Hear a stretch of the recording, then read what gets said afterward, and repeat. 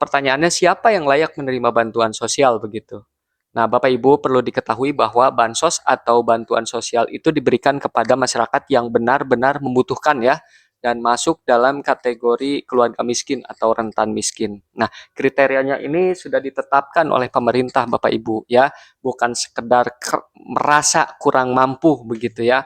Ada beberapa faktor yang biasanya jadi pertimbangan ya, diantaranya misalkan pendapatan per bulan. Apakah penghasilan keluarga di bawah rata-rata upah minimum daerah? Kemudian yang kedua misalkan kondisi tempat tinggal begitu ya. Apakah rumahnya tidak layak huni ya?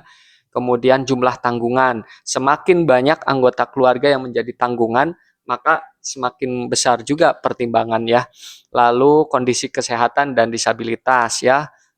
Misalnya keluarga dengan anggota yang sakit kronis atau memiliki disabilitas seringkali menjadi prioritas gitu ya.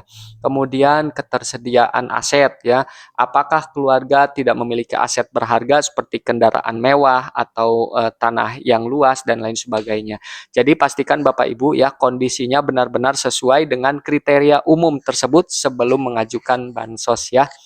Nah, adapun cara mengajukan usulan bansos Bapak Ibu, kalau Bapak Ibu merasa kondisi keluarga sudah sesuai dengan kriteria yang tadi saya sebutkan, tentu ada dua cara untuk mengajukan usulan bansos. Caranya sangat mudah sebenarnya Bapak Ibu. Yang pertama Bapak Ibu bisa melalui aplikasi Cek Bansos Kemensos. Pastikan ya aplikasinya memang resmi dari Kementerian Sosial ya.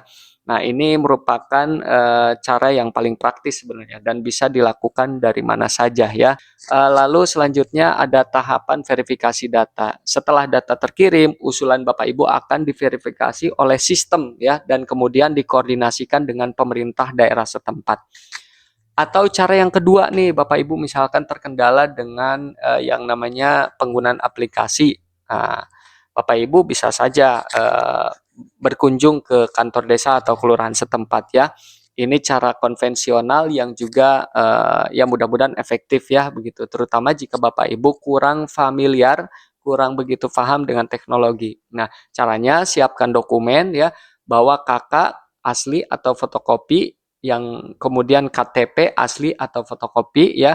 Nah, dua dua dua dokumen tadi adalah dokumen yang merupakan wajib sifatnya ya. Kemudian Bapak Ibu setelah menyiapkan apa namanya dokumen yang tadi saya sebutkan, datang saja ke kantor desa atau kelurahan setempat, sampaikan maksud Bapak Ibu untuk mengajukan usulan bansos ya kepada petugas yang ada di desa atau kelurahan Bapak Ibu. Kemudian Bapak Ibu biasanya petugas akan memberikan formulir ya yang perlu Bapak Ibu isi dengan lengkap dan jujur begitu ya.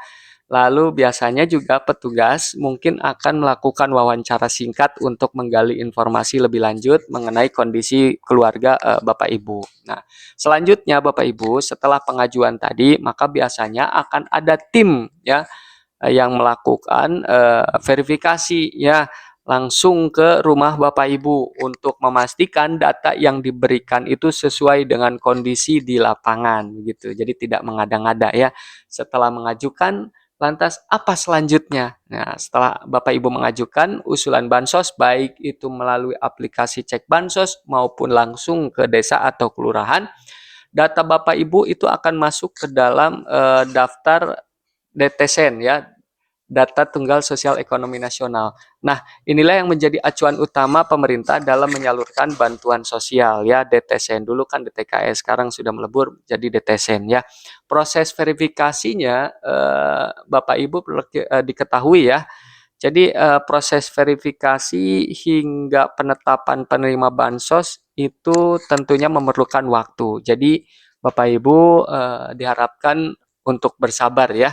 Nah, pemerintah juga akan terus berupaya menyalurkan bansos sesuai dengan kuota yang tersedia dan prioritas wilayah. Jadi Bapak Ibu jangan sampai ketinggalan info ya. Semoga informasi tadi bermanfaat bagi Bapak Ibu yang sedang berjuang ya. Mari kita saling bantu. Jangan lupa follow akun ini agar tidak ketinggalan info penting lainnya seputar program bansos dan lain sebagainya ya. Dan yang paling penting Bapak Ibu, share video ini juga ke banyak orang ya, agar semakin banyak masyarakat yang tercerahkan dan terbantu ya.